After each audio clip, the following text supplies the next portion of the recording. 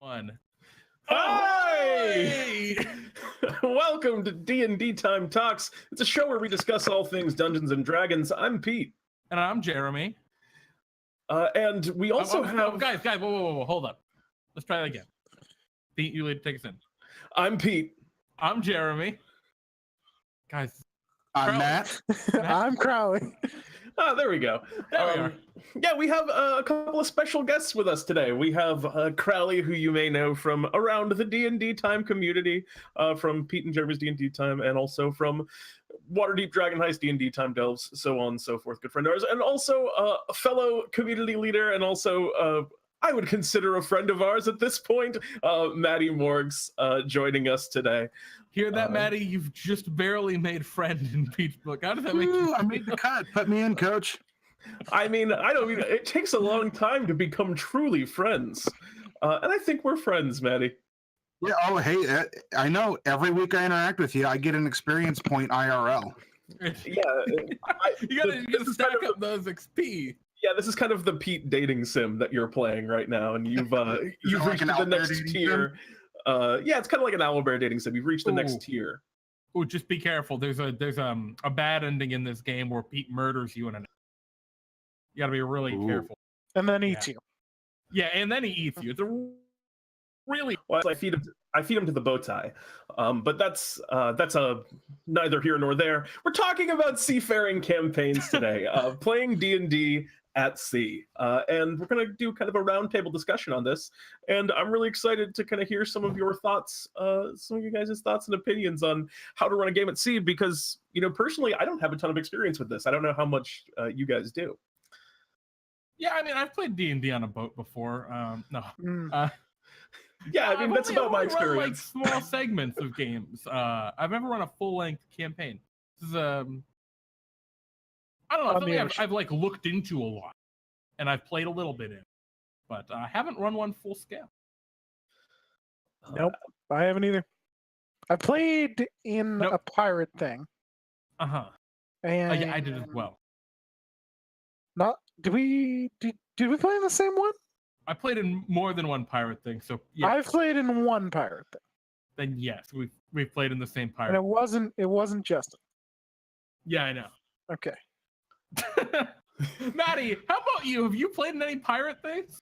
Yes. My first 5th edition campaign was an aeronautical. Well, it had a lot of aeronautical travel and naval battles that happened. Oh, wow. And I've also incorporated riverboating and barges and other water travel as well, since water travel is a good way to get around. It's relatively inexpensive. So, Maddie, you seem to have the most experience of all of us, so you're going to be carrying most of the weight here. Please do the heavy lifting. I have stories to tell, and I can do so. And of course, hello, chat. I see we got Ivalon hanging out, Macabre, Derek. Hello, Mac. Good to see you. Pete murdering someone. I'm making a plot on that one. It's a good story. Like a burial plot? Wait, it's a burial. I don't want to murder anyone in real life. Only in fantasy worlds. Hello, 12 for 10 cents. Bionic Sheba, Xandril, and of course everybody else who's lurking around in the shadow. Is that how you release your pent-up rage, Pete? It may be. The other way I release my fantasy world is by saying, if you guys have questions or comments or want to join on the discussion, we do encourage y'all to speak up in chat. Let us know what you think. And also, as always, at the end of the stream, we will do our Ask Pete and Jeremy segment, which today is an Ask Pete, Jeremy, Crowley, and Maddie segment. If you're throwing them under the bus for that. Yep. We didn't talk about that one. You have been That's adopted last into time. it. Yeah, I figured it would all be well. And if you ask them a question that they are unprepared for, they reserve the right to not answer it. Caveat given. So there you go. If you have any of those, please post them in our Discord under the Ask Pete and Jeremy channel, which is under DnDTime Talks section, which is linked beneath the server here. That is the path that you follow to arrive. But so let's start diving into this this undersea topic discussion. Yeah, so this is all kind of brought about as in the next month or so, I believe it's the 21st of May, I might be wrong, is there going to be the release of the Ghost of Saltmarsh adventure it's not a module, but it's like a compendium of modules, sort of. It's a bunch of naval adventures all based around a seafaring town called Saltmarsh. And so it's going to be really cool. And I feel like now more than ever in 5e, there's going to be more naval kind of campaigns and adventures going on that people are playing in, running, etc. We figured this would be a good time to talk about that stuff. Yeah, absolutely. And we may, no guarantee, but we may also kind of dive into some of these topics that we discussed today and brief more as we kind of move forward as well. So we're going to be doing some more kind of nautical themed stuff to kind of gear up for Saltmarsh. I think it's going to be a lot of fun. Yeah, absolutely. We're going to take a kind of high-level swing at things today. We'll touch on a lot of different topics. We're not going to go into a ton of detail into them. And yeah, hopefully by the end of this, you'll get some cool inspiration to make, help you want to run your own games and have an idea of how to start going about running your own in a naval. Because naval settings are really unique. A lot of unique, interesting obstacles and very different.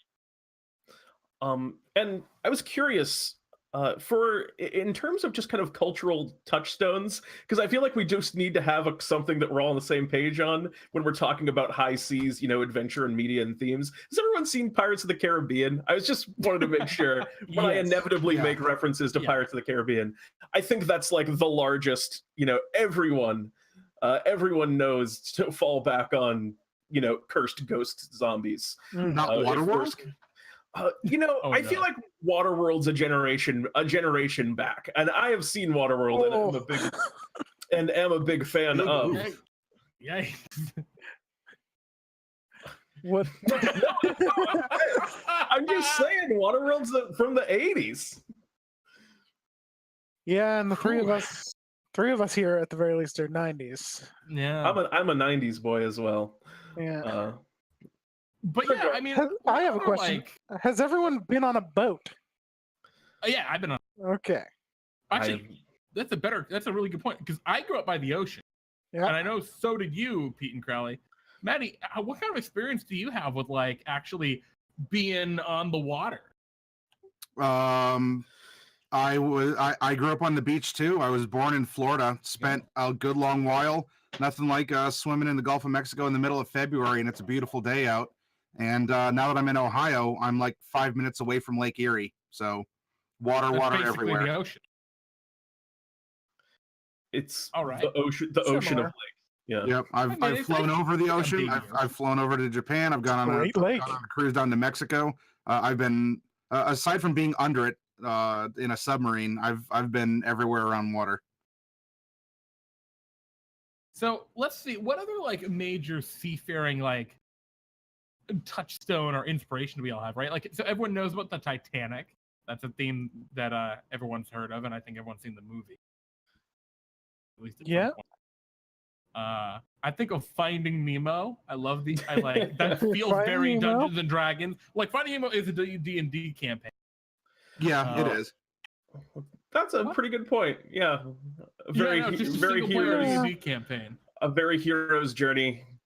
Yeah, 100%. It's so goofy. Make some parallels there. Moana, that's another hero's journey. Yeah, Moana's a very good recent example. So before we get into, and I think we're talking on kind of right now, we're getting into a lot of the more storytelling kind of aspects. But I don't know about you, but I'd personally like to start on just what changes when you're playing in a sea-based setting, because I think a lot of the storytelling stuff, you have to readjust it and move it into kind of the nautical setting. But there's some stuff that this is just flat out different. Like mechanical in 5th edition, when you're playing on the water, there's some things that you're going to do. There's going to be naval combat, I think is one that is assumed. Fighting underwater, having random encounters at sea in an area where, because in terms of random encounters at sea, there's basically 3 options. It comes up from below you, it comes down from the sky, or you see it really far away on the horizon and it slowly moves towards you. There's not a lot of cover and not a lot of surprising ways to kind of do that kind of thing. So how do you guys think you adjust to just the baseline mechanical changes that have to come along with playing on an ocean campaign? Well, so I was actually talking to someone. I mentioned it to another friend that I was doing this tonight. And he brought up the point that, like, with travel, you can be a lot more, not loosey-goosey, but, like, you know, it's basically teleportation because you're not on a road. You can kind of go wherever you want. I feel like, you know, unless you're in a really dangerous ocean, random encounters are going to be pretty rare. So you could just be like, yeah, you guys are at sea for 3 months on the open ocean. You don't run into it. You see the occasional bird. You don't necessarily need, and it might not even be appropriate to have like higher levels of description. Whereas if you're on a road, it's like, well, you pass through a forest and then you go through the mountains and you see an owl bear and it attacks you. But on the ocean, I mean, kind of limited even into what you could see while traveling. There's a rock. That's a really interesting point, right? Because like landmarks are so different. They're few and far apart, and like, what do you? Okay, there's a big rock sticking out of. There's an island. Like, what other landmarks are really? Yeah, you navigate by stars, right? Yeah. It's not like, you know, overland where, oh right, wow, we found like this ruin of some old place that we can mark on our map and come back to later, or something like that, right? Very different with a seafarer. Yeah. But yeah. Well, to double back a little bit, I'm curious, just from again that kind of more mechanical aspect, in terms of like underwater combat and ship combat. For starters, underwater combat, because there are rules in 5th edition that govern it, and essentially, unless you're using specific weapons and you have particular gear, you are basically just at disadvantage on everything that you do. You kind of have half movement unless you have a specific swim speed that gives you more of it, and that is not a lot of fun, I feel, unless the players are actively preparing and using like the appropriate gear. What is your opinion on kind of sticking to the, you know, water combat rules as written, or like kind of, you know, moving around them as, you know, DMs and giving your players the kind of tools to just instantly negate it? Do you like that initial obstacle, or do you just kind of move that out of the way? Well, more on that, Maddie, you've run a campaign in 5e that was, you know, it had heavily to do with water and everything and naval travel.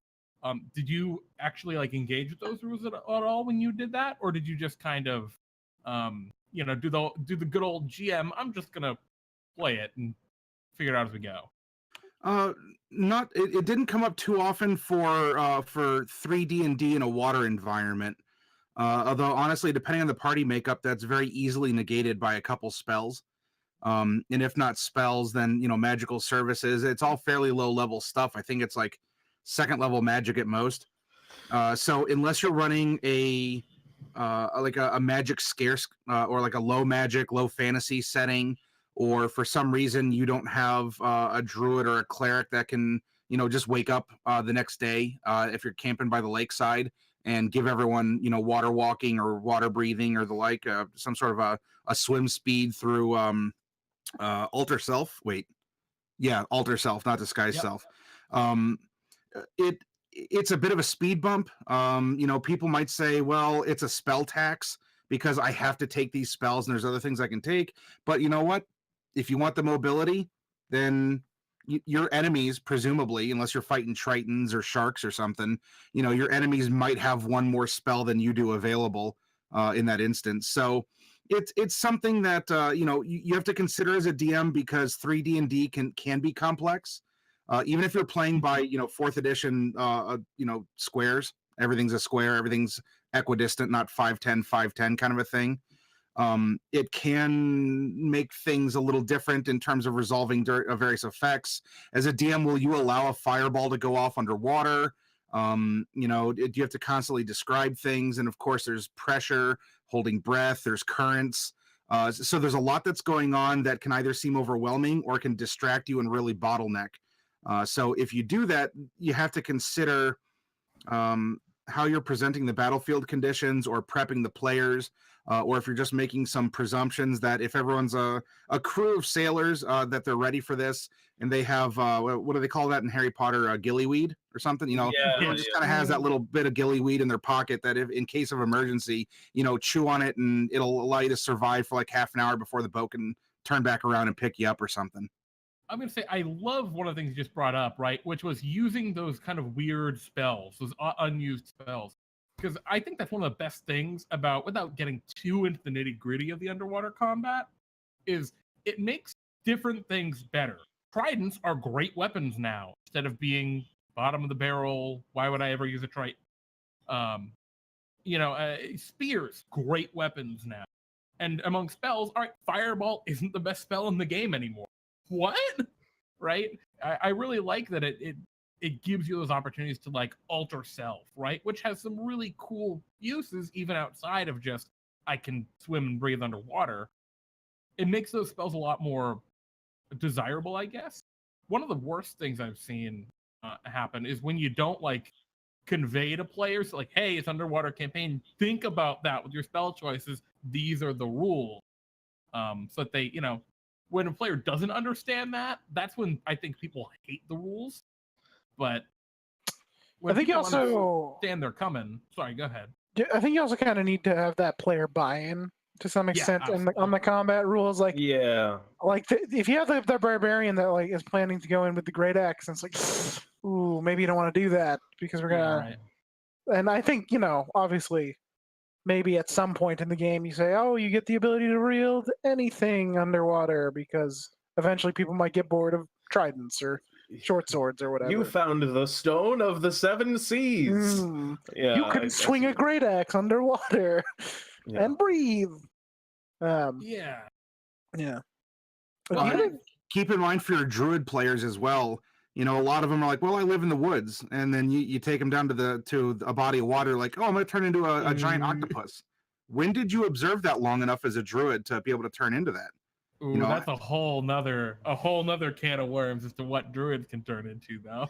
Yeah, there's there are the tables, and was it which book was it? Xanathar's, where they introduced the druid tables of. Did they actually print that? I thought it was only Ars Arcana. No, I believe it's official content now. Really? I don't think it was tables, but it was like an option to know certain animals. Yeah. Like only so many. You have like you prepare animal shapes or something like that. But regardless, Maddie brings up a great point. It's familiarity with what's underwater makes a big difference. People expect, oh, we're going into a cave on land, right? There are probably goblins and bear and underwater is just innately more alien. I feel like most players, even like more experienced veterans, tend to be a little bit less familiar what they might run into. God forbid Sheba, we talk about 3D comp. Sheba, I think, brought up a good point in the chat where basically he says underwater combat, if you're going into a campaign knowing you're going to have underwater combat constantly, you would feel more okay to hand wave it over time, or even just from the start be like, yeah, you can use your great axe because I know we're going into a long-term thing. But when it's like, oh, I've been thrown off a boat and this is just a normal campaign but isn't heavily underwater, you almost want to stick to those more strict rules because it's like this is different. Increases tension. Yeah, it's a feature of the particular battle rather than the overarching setting. Yeah, I think that's a really wise strategy for a lot of this. And that's also, I think, pretty fun when you're kind of playing around more on, for example, when you're not gearing up. We're talking a lot, because I'm imagining these are a lot of situations like you're delving downwards into an underwater ruin to seek out ancient treasure or what have you. But I feel like a lot of the times you're just going to be fighting on a boat. And that's probably the more common area of your battleground, is just on a ship deck. Then the giant, kraken tentacle picks you up and throws you into the water. And those situations, I definitely agree that it's very okay to just, play rules as written. And yeah, it sucks to be in the water. That's why you were on the boat. God, talking about fireball being bad earlier too. You're on naval combat. All right, I cast a fireball. All right, everything's on fire. You're on a burning ship. Spell choices are very important. Oh no! But at the same time, right? That's a really good threat. If you get captured, it's like, I'll burn the whole fucking thing down. I'll do it. I'm ready in my spell. Now, have you guys run much ship-to-ship combat? I had kind of some of my own rules for that I've come up with over the years, and they were more designed for spaceships, but I think some of them could kind of apply where I used to do kind of a once the ship takes X amount of damage, a roll a dice and a random thing on it breaks, which lowers its functionality. What kind of strategies have you guys found for doing, water vehicle combat? So I know you guys have looked at the Unearthed Arcana stuff, at least to some degree. Matt, I know you've really taken a good look at it. I think it's a really good direction. Like giving ships stat block, that just makes sense to me. That's how everything works in 5. That's how monsters work. Hell, they even made stat blocks for the giant statues in Waterdeep. Like if we're that, and that's like a 60-foot high gargantuan stone statue, right? They make stat blocks for literally everything, so it makes sense that they give them to ships as well. That being said, there's some weirdness with like the different components of the ship and how much hit points they have and how easy or hard they are to hit. There's some real funky things like that. Like how does Fireball, and maybe you know this, how would a Fireball interact with like a ship like that where you can be like, oh, I can hit the helm and the hull? Or you have no clue? Because I mean, I have no clue, and I read it like 3 times. Well, I think there's some DM discretion there with, is it counting as a tended object, or is it broad enough that yes, the crew is manning the ship, but they're not actively putting out the deck, or if something catches on fire, maybe you have someone who is on fire duty. I understand the aspect about damaging the controls, because maybe you want to capture a ship, and so you don't want to sink it. So, instead of a cannonball, you load in some like bolas that are made of cannonballs, and they sort of snap the masts. Or you try and take out the rudder, because you can repair the rudder, but that will make it so that the ship can't get away as easily.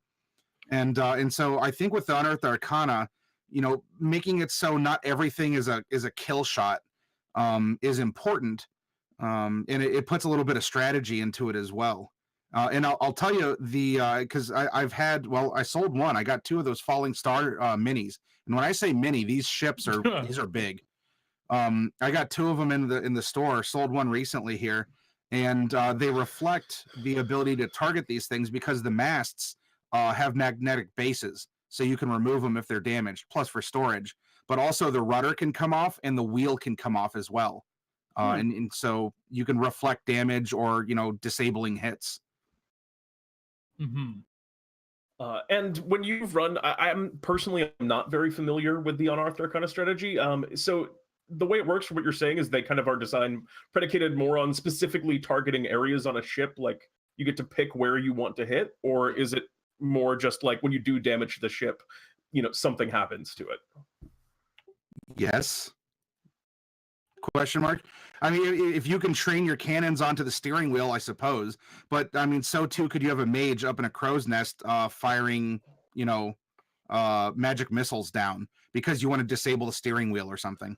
Okay, so you attack specific places of the ship, yeah. Okay, yeah. I mean, for most ship to ship, it's going to be hull damage straight up. You have to really kind of go out of your way to do things to disable the masts above, or the rudder, or like the keel, or the or whatnot below. Because you could also take boarding actions and such as well. You can send crew over. Everything doesn't have to just be broadsides. Yeah, of course. Those are going to be the most fun fights. With how slow the ships tend to go, though, right, and the kind of range that cannons have. Cannons have like what, 1,800 foot range or something, 600, 1,800. I'm pulling that out of my top of my head, but I think that's correct. And the ship moves at what, 60 feet per round? So if they're coming right at each other, so there are gonna be so many opportunities to fire those cannons before you get anywhere near close. Well, yes and no. Remember that those are primarily on the sides of the ship, and if you're sailing is more of a one directional. You move forward. But I feel like all of these kind of like intricacies to it just kind of show how like in depth you can go and how like mechanically intricate these these kind of like naval campaigns can be if you want to go that route. And whether or not it's like, I feel like it's not worth it to go full deep I want to play out this as accurate as you possibly can every time, unless that's the reason that you want to do naval campaigns for your group. But it feels like these are something that might be left like, you really want to do up all of the details of the ship-to-ship combat on, a dramatic moment, or when you kind of reach, important story cruxes, you're battling your pirate villain that the players have been pursuing for most of the campaign, that sort of thing. Yeah, it's well, like with other D&D, it's more of an abstract combat. What are hit points? Well, what's naval combat? I feel like a lot of the time though, right? Unless it's like, even a pirate ship, why would they, like, someone just starts firing on them? Why would they stop and fire back? You're gonna get the hell out of there. I feel like most of the time, I feel like a lot of these can turn into chase kind of. Well, you have to imagine with as deadly as naval combat can be, because you may not have a bunch of spells, or spells are going to wear off. If your boat sinks, you're dead. That's it. You don't want to have combat if at all possible.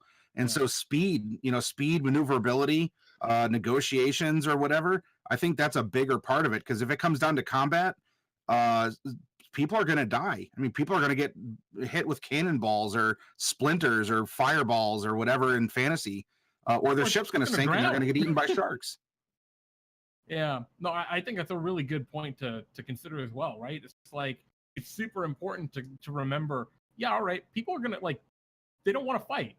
People will surrender if you start firing at them, and they can't outrun you oftentimes, or they'll pretend to surrender, and then it'll be a boarding party, right?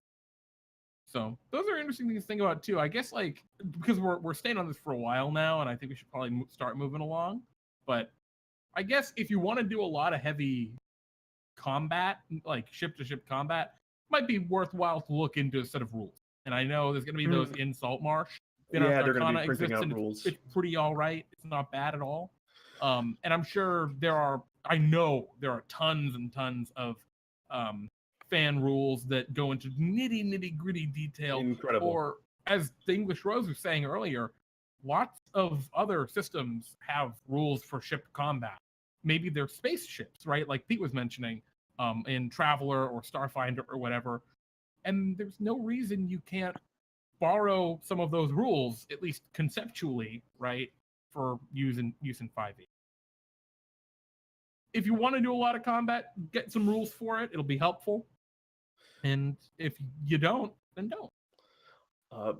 But if you don't want to do a lot of combat, what do you do? And I think the answer is a lot of exploration. If we're talking like pillars of gameplay, when I think like seafaring D&D, I think that's going to be a campaign that is almost entirely predicated on exploration. Like, that's most of the campaign, is sailing around, going to different ports, going to different islands, encountering strange things. That's at least my mental image of what a seafaring campaign is like, which I haven't played one, but that's probably how I would run it if I was going to. I'm sorry, I just read the chat. Water weirds, oh my god. Drown you. Oh no. Drown you into the abyss. They're invisible in the water. Yeah, the power of the water elemental in water. A great random encounter, right? Which I think is a big point when we're talking about exploration. It's what random things you find along the way. When you're traveling, you're going from point A to point B, right? Or maybe you're following a treasure map or something. But it's the stuff you find along the way. I think it. You guys on the same general page with that, or? Oh, absolutely. I feel like that's, like I was saying before, that's why you want to play a seafaring campaign, is because you want this feeling that, like, what's going to be over the next horizon is, an island, a shipwreck, kind of stormy weather conditions. It's treasure, exactly. The promise of loot and magic items and the power to kill things better. Or just a mystery, right? Like, I'm just thinking of different categories of random encounters, and there are threats, right? Things like water weirds, as mentioned in the chat, which are terrifying. There's natural phenomena, maybe like a whirlpool, right? Or, hey, we're a part in the ocean where there's just lots of bubbles coming up. That's a mystery, right? A shipwreck you see, well, what happened to that shipwreck? An island that's not charted. All of these things are pretty, or, hell, you see a ship on the horizon. All pretty interesting, like, You see Little bit. tentacles in the distance. Yeah. Ooh, But yeah. Start running. A whale. But Macabre Derek in chat brings up what I think is one of the biggest problems that I see immediately with this kind of, play style, and that is seafaring campaign. High stakes moments broken up by maddeningly long periods of boredom. Waiting, life or death. Waiting. Yep. And I think that's going to be a major problem that you're going to run into if you're running a campaign that is so heavily based around exploration. And we were just talking about, you can use random encounters to kind of break things up and switch things around. And islands and kind of adventures on those islands, I suppose, can be, surrogate, almost like long form random encounters. I know Ivalon mentioned in chat before One Piece. For anyone unfamiliar with the anime, the anime One Piece, they spend a lot of time in that show. They're pirates that are basically adventurers more than they are pirates. Yeah. But they spend a lot more time going to islands and having adventures on the islands than they do really sailing the seas. Is that the strategy you want? I guess you could also find ways to make just daily life on the ship interesting as well. Well, there's downtime and upkeep. I mean, it's expensive. Another reason not to want to sink a ship if you're going to capture it, you got to dump a bunch of money and labor, or even magic, into it to repair it and get it back up to snuff. Yeah, I actually love that idea So of like skills and upkeep crafting are good in those. and paying the crew and everything too, right? Resource like- management for sure. That would suck getting mutinied, because you can't just kill them all. Then no one can drive. You're just stuck on an island without a ship. I mean you got a ship, but you can't drive it because you don't have a crew. Is it called driving when it's a ship? Sailing. You've been roasted there, Jeremy. Yeah, I've been roasted a It little wasn't bit. really a roast. It was more of a genuine. Is it called driving when it's a ship? I feel a little roast. I mean, yeah, there was a little bit of that. Just a tad. Hmm. But I like that kind of thing. One of the biggest issues I see, and I see this a lot in city games too, where you're adventuring for a while and then the players go to a city and they have a reason to stay there for a while and there's not a lot going on there. Games can really slow down, and this has to do a lot with pacing and kind of good storytelling throughout your games. Random encounters is a great way to spruce that up. It's hard to do in a city. It's real easy to do on the ocean.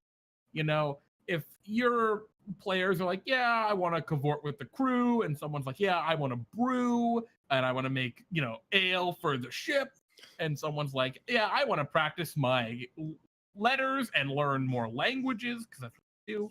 And, two of those players picked very passive. I'm brewing. I'm learning things to do with their downtime. One person picked, I want to socialize with the crew. And if they're sitting there for like 30 minutes RPing with the crew, a lot of the times the other two players can feel like, all right, can we move on?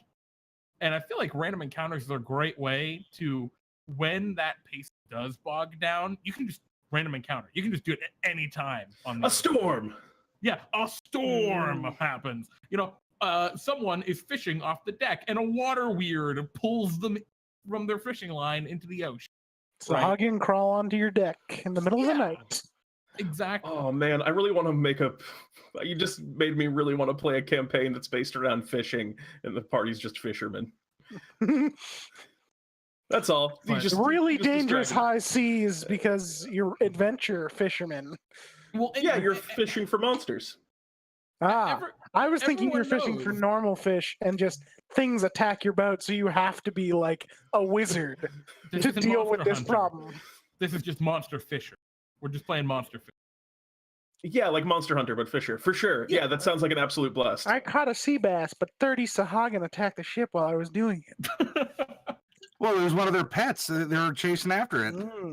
True. It was just it was a prized sea bass. It was for their king. But honestly, though, like we're talking random encounters to like spice things up when things do start to slow down. I feel like every campaign does that eventually, where someone gets caught up in something and you got to just move it along. That's a wonder. One of the great things I think about naval situations is you can always just do it. Hard to rationalize just doing it if the players are safe in their keep, right? Without making a huge, someone was able to get into your keep. deal out of it, you know? Yeah, the ocean is very free. Like, the ocean is space on Yeah. Earth. Like, everyone flies in the sea, and it's just at any moment anything could happen. Like, it's so different. Just even thinking about it in real life, so different from land, because you're like at land, you know, the threat's going to come from you on a 2D plane. At the ocean, it could come from literally anywhere, even not so much the sky, but Well, beyond that even, right? Like, if you're on land, you're somewhere. If yeah, you're traveling on the ocean, you're nowhere. You're just not you in the abyss. Exactly. You're not anywhere until you are either at your destination or, you know, at your origin. All that area in between is just the nebulous ocean. Whereas, you know, on the land, it's like, oh yeah, I'm on 32nd Street and Orange Field, whatever. You're a place there. You know exactly what's going on. There's no exact. Now, what about if you want to build a situation where you have kind of, you know, it's one thing, and we've talked about how to, like, you know, keep things kind of up in tempo, but how do you kind of string together cohesive narratives when and try and like build, you know, something of a story in your world when it's so hard to like interact with the same character twice just by kind of the necessity of the world, because you're traveling so much, covering huge distances, the odds of meeting anyone even individually are pretty low to begin with. You know, how do you overcome that kind of, what I think is, you know, one of the major obstacles in building high seas stories? So what you're saying is how to keep it like fresh? Not how to keep it, not how to keep it repetitive? fresh so much. Almost, but how- you're looking for familiarity, almost. yeah, how do you build, you know, stakes and kind of build, you know, emotional connection to people and places when by its very nature it's kind of transient as you're moving across the sea. One thing is the Tortuga type. You know, this is where we return to You know, for your our loot. haven. This is where we hang out with our fellow pirate friends that aren't part of our crew, or, you know, whatever else. If you're not pirates, whatever else you might be. So just the sort of the Haven Island, the base island that you always eventually return to is one way to do it. Yeah, I guess that would. My first thought on that is that kind of requires you to generate a story structure in which the players are kind of moving out and back and kind of have that ebb and flow, which is maybe a very effective way to run a seafaring campaign like that. Maddie, it looked like you were on the verge. I was looking at you on Twitch. It looked like you were on the verge of saying something there. It's fine. So one good example is Star Trek. You have episodic advancement underneath an overarching narrative where, as the DM, you know where you want this to go, but you get there one step at a time through different encounters. And English Rose beat me to it. You know, the crew. This becomes you know, they're your family, and you personify them in different ways.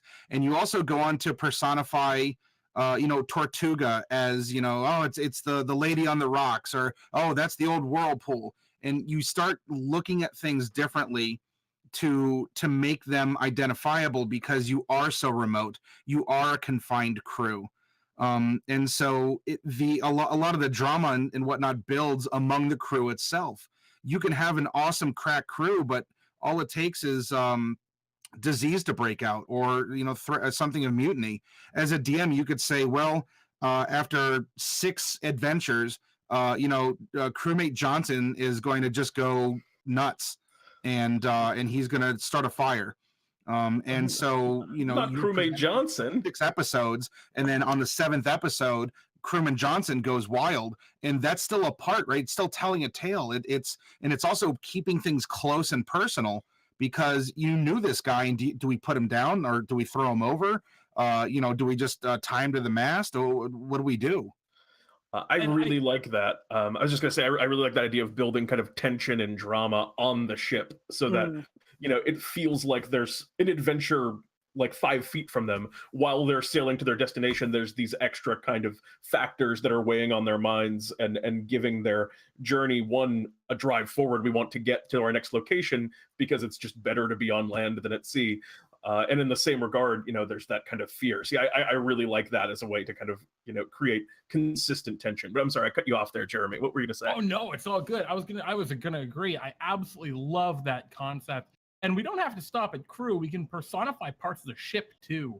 Right? Oh, yeah. It can be the figurehead of the ship always appears to be crying in the rain, right? The water or maybe just the waves hit it just such that as it crests, the water appears to stream down from its eyes, right? And you can build this personification, the creaky old lantern, which lights the I don't know what you call it, the poop deck. I don't know. Someplace where the players, their characters all hang out or whatnot. And if you bring that stuff up over and over and over, after a particularly bad fight where maybe they lose a character or something, and then you mentioned like, oh yeah, a cannonball, you mentioned the creaky lantern had been damaged in the fight, right? And is twisted and broken by a cannonball. Just kind of cements that, right? And I think you could mention, like, it can be an old knotted piece of wood that's part of the ship. It can be the figurehead. It can be all sorts of different. Even just the creaking of the mast could be. Yeah, I mean, that's good. That's good writing right there. It's the symbolism. Go ahead, Maddie. Oh, and don't forget too, you have what, 40, 50, 80 people aboard a ship. They all have, I mean, everyone does in every campaign setting, but this is more intimate. What made this person be a sailor? Are they running from a crime of the past? Are they a new parent looking to strike it rich to bring money home for their family? Are they a noble that has been forced out of their family to go, get a little dirt under their fingernails? There's so many stories that you can explore. And on top of that, if you do want to break up the monotony, because Derek did say, yeah, we have downtime activities, but that can still be slow. You can always take a break from the main campaign, right? So all 4 of us are playing. Ivalon, or maybe Ivalon's with us here, and Derek's running a campaign, so we got to watch out. But still, and he says, well, we have some time to kill as we're making our way to Tortuga, or the equivalent, and we know that there's a old man McSalt. He's been aboard the ship for 30 years. And he may very well only be like 50 years old, but if he doesn't look more ancient from the sun and and all this, and we sit down and we talk to him, and then there's nothing that would keep Derek from saying, all right, guys, we've ended this session. Next session, I want you to gen up. I want everyone to gen up level 5 characters. And as Old Man Salt is going to tell us the tale of how he stole the magic lantern that the captain uses for the ship, we suddenly put the sailing off to the side, and we live the stories of the people of the crew, as a one shot. It still adds to the campaign. It develops the characters. It can break up the monotony, and we're still playing D&D. We're still eating pizza. We're still telling tales and having fun. And it's another way to explore, not just exploring on the ship, but exploring ourselves and characters and such. I love that. I think it's a really awesome way to do it, especially if you do hit a dour point in the campaign or a bit of a slow point or what have you. I think it's a really good way to break that up and to make it just a little more engaging.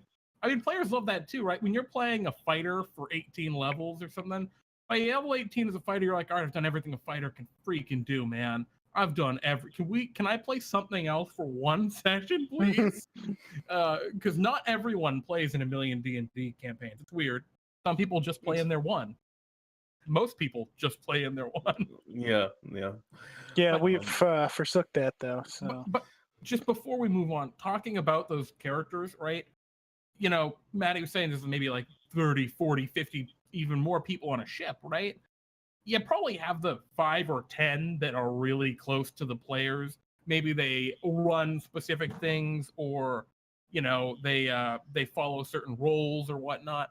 And I don't know about you guys, but I have found that especially a lot of newer DMs will move to like kill those characters off to try and create tension and drama.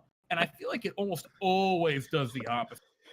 Like if you have an NPC that the players are engaged in, like let's say the captain of the ship. Let's say the players aren't the captain, and you just kill them off. I feel like that really can be rough. Like it makes it not fun rather than.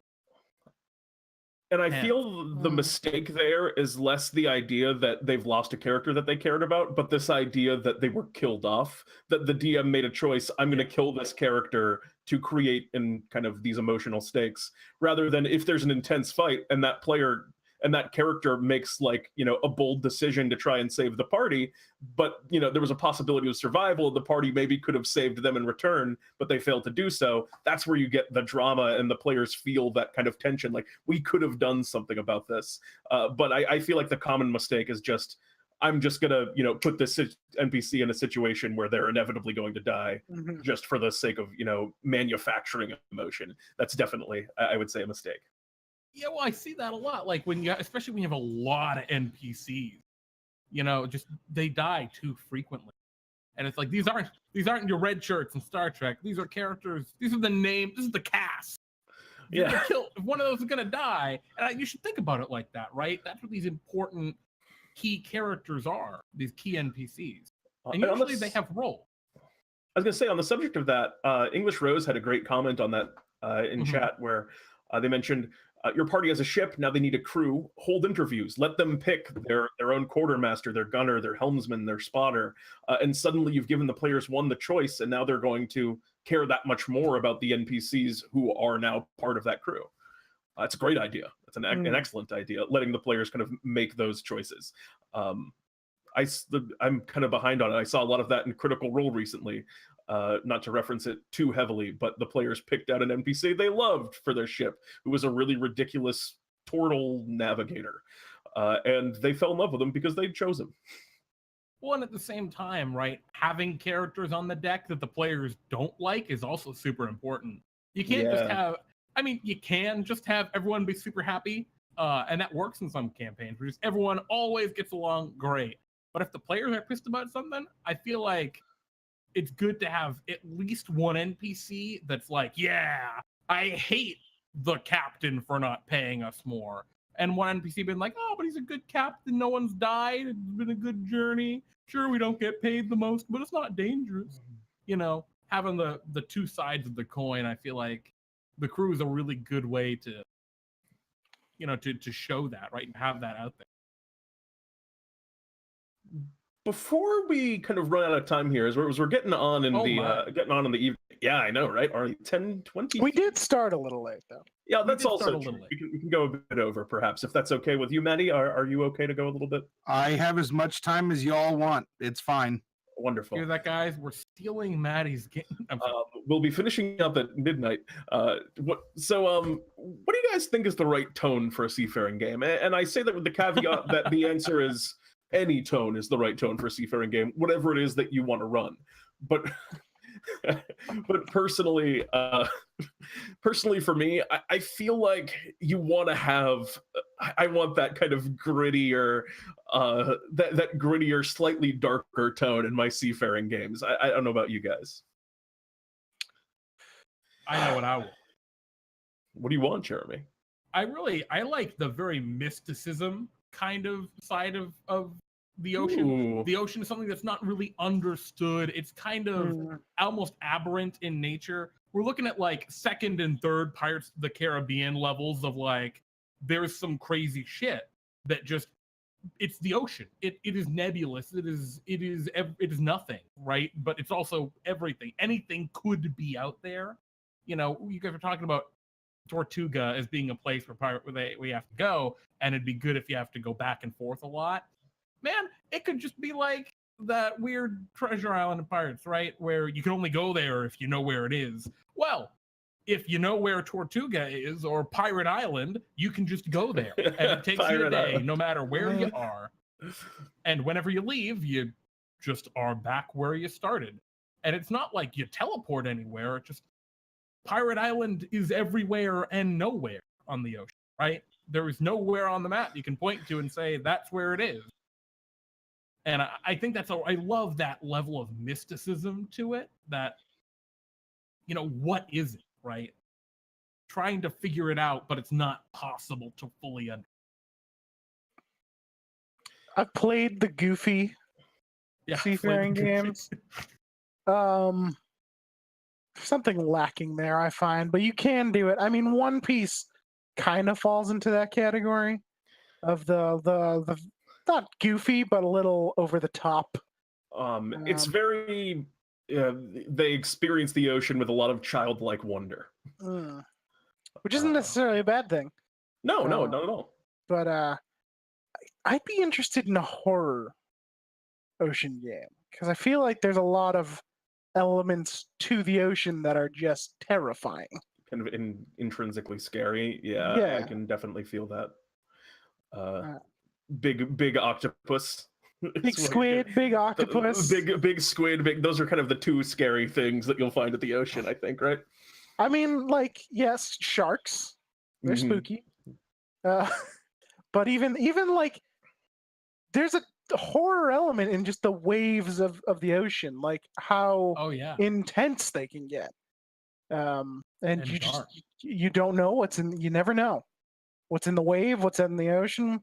Like we said, anything can come out of anywhere at any time, and there's that huge unknown element with the ocean, which is so key to horror. Also, there's just something about kind of ocean travel that seems inherently just kind of like dirty, and you're always kind of like, because when I picture life on a boat, it's very, it's very dirty. You're always just kind of covered in salt and maybe just like a little bit damp, which isn't the most pleasant living environment. And when I'm putting myself in the role-playing kind of, headspace that I would want to for a seafaring adventure, I'm just always like imagining my character, I would think, as being a little bit uncomfortable. Yeah. So I don't know. That's cat screaming next to me. Data's furious, it sounds like. He's very unhappy. We ran out of his cat food. So Pete, you have some notes. And there's one note that we didn't touch upon that I'm kind of interested in touching upon, going back to for a second, which is the villain. Yes. Oh yeah. And I think Pirates of the Caribbean is a very good guide for what you could do for a villain that can be anywhere, like Davy Jones, and then a villain that's sort of a threat to just the way of life of your seafaring life, like the British in Pirates of the Caribbean. They're that like. There is one British villain in the Pirates movies, but there's also like the British fleet is the villain at the same time, and you can encounter them. You can encounter British ships all the time and that kind of stuff. Yeah, maybe not the same guys, but what's cool about that, right, is they're both forces, right? One is the force of change, and one is the force of the sea, right? Of this mystic, inscrutable thing. I love that, right? It's the same as it applies to land, right? You have an evil empire. The Fire Nation is a threat, right? In Avatar, they're a force. They're this nebulous evil. We burn things and take over. And you get that same idea out of the British here. They're just this force, this imperialism. We're gonna tame and conquer the ocean. You get that in space too. You always got to watch out for the space British. Damn. Damn space British, but. Don't fire until you see the whites in their blaster. Like, even a Kraken could be a good villain. They're intelligent. They can spawn Kraken priests and all that kind of stuff. Like, you could have a Kraken that's an overarching villain that is another sort of existential threat to the way the ocean runs as it stands and everything like that. Well, and like Maddie was saying earlier, right, with upkeep and cost being an important thing, like money could be your villain in a weird way, right? Just being able to keep up with the costs of doing what you're doing for whatever grander goal you have, that could be important. Maybe you're chasing someone, right? And that's the whole, it's just a big game of like cat and mouse. Yeah, as you're just chasing these people from island to island, looking for clues as to where they could have gone next.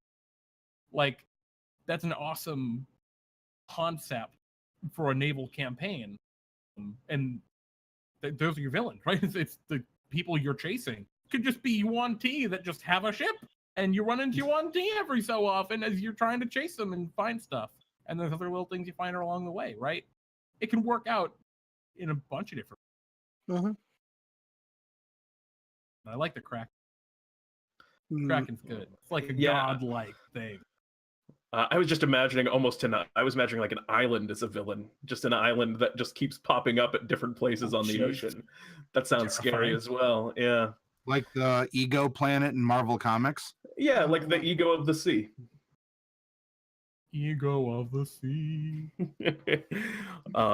Make sure you run sirens too. That's a thing I've always wanted to run, and the appropriate situation for running one is a siren. I don't know if any of you guys have ever had a good siren spot.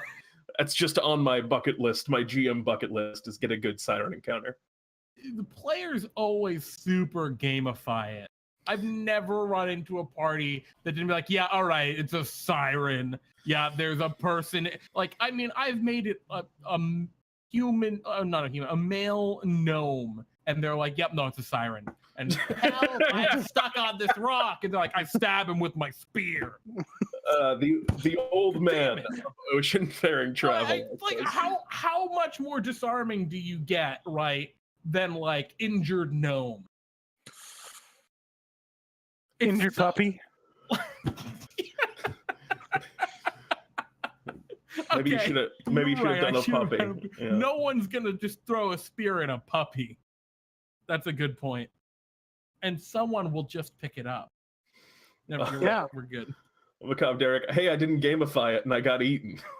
Yeah, well, exactly, right? I can't blame them for it. It's just yeah, it's definitely tough. I know that struggle. But I don't know. Do you guys have anything else, the kind of final statements you'd like to make as we're kind of now getting down to the end of it? Or anything else you'd like to cover? I mean, I think what would be cool, right, is if we each pick like one thing that we would love to include in like a naval campaign if we were to run it.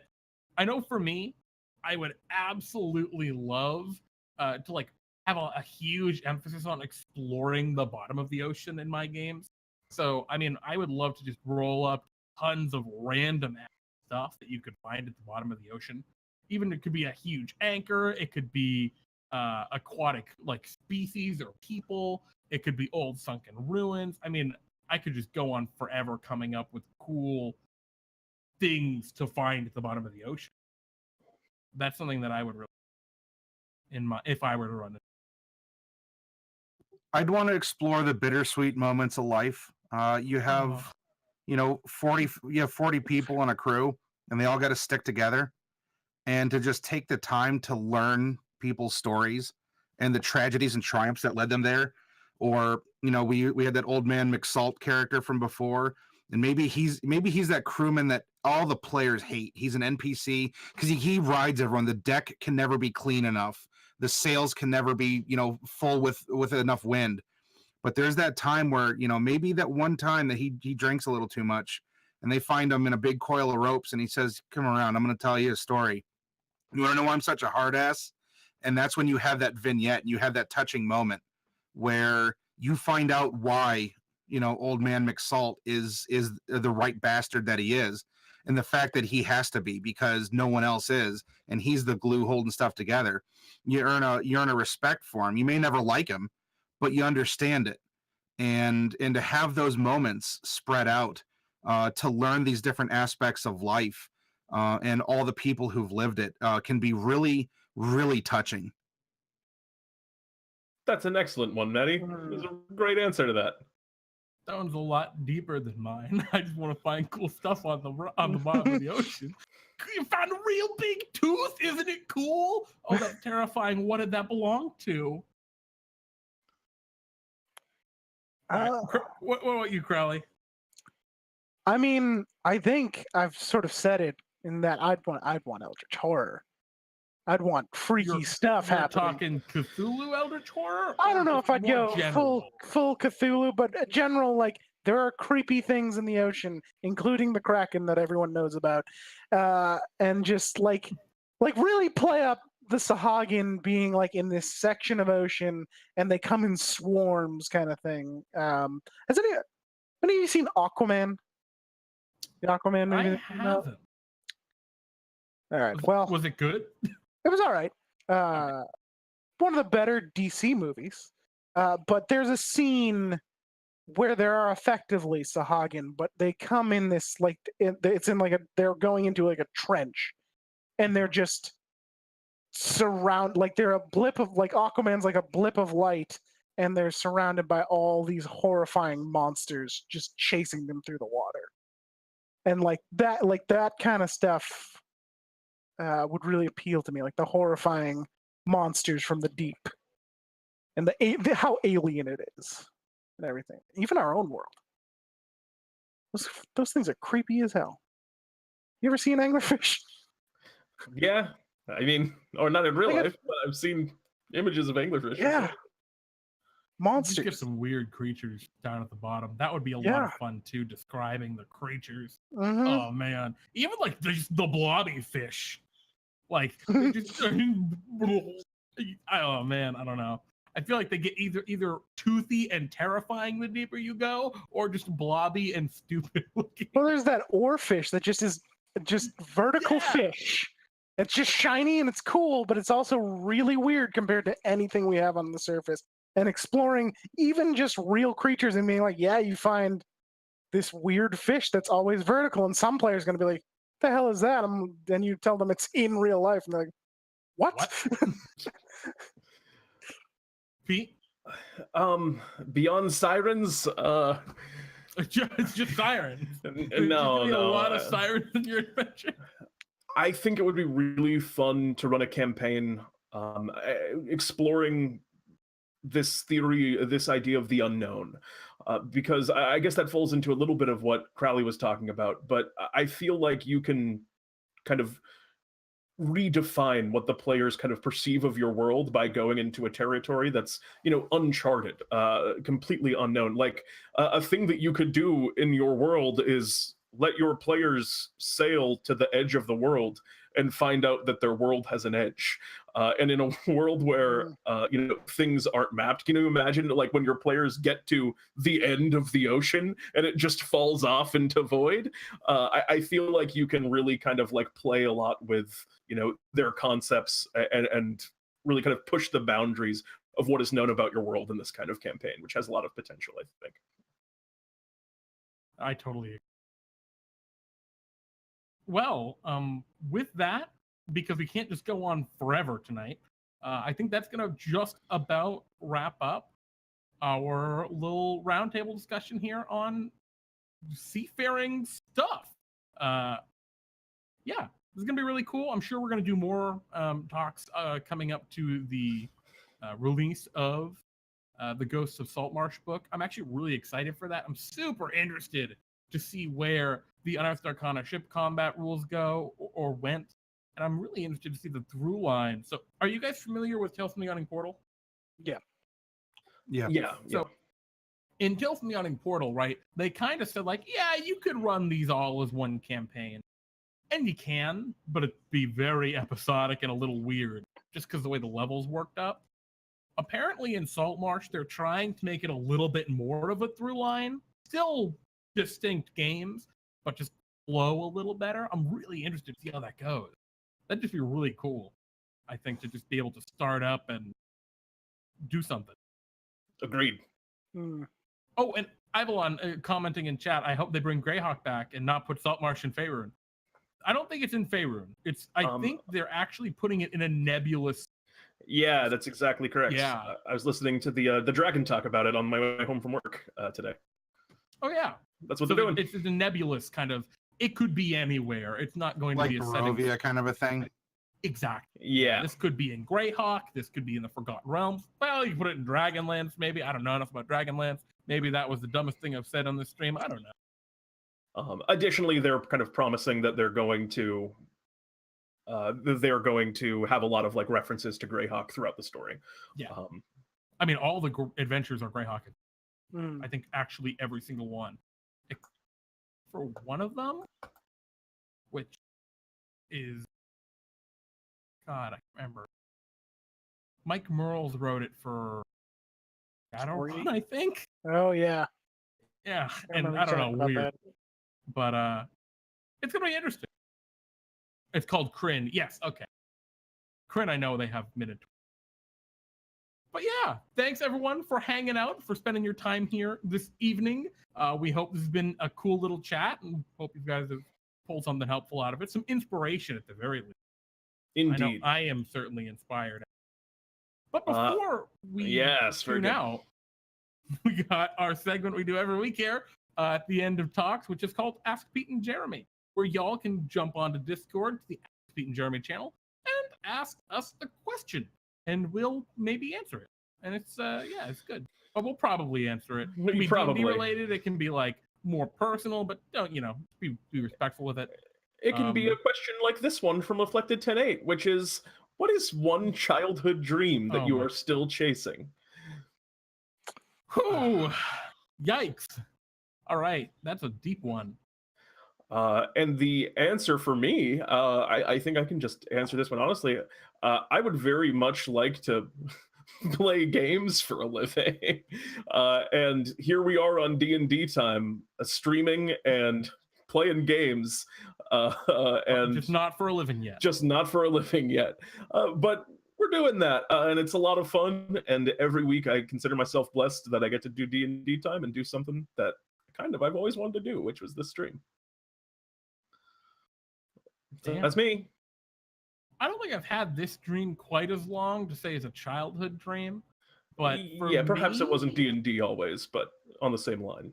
I have always wanted to dig up fucking dinosaur. That's why I like the cool stuff at the bottom of the ocean, and I'll never be a paleontologist. But someday I'd like to dig up a dinosaur. And I don't think that's that unreasonable. I know there are some right out in Bakersfield, way up there in Bakersfield. Good old Bakersfield. There's not a lot in Bakersfield. But yeah, that's like, I see that as a very like attainable goal that I could do sometime. It might suck, and it probably will suck. It'll be really hot.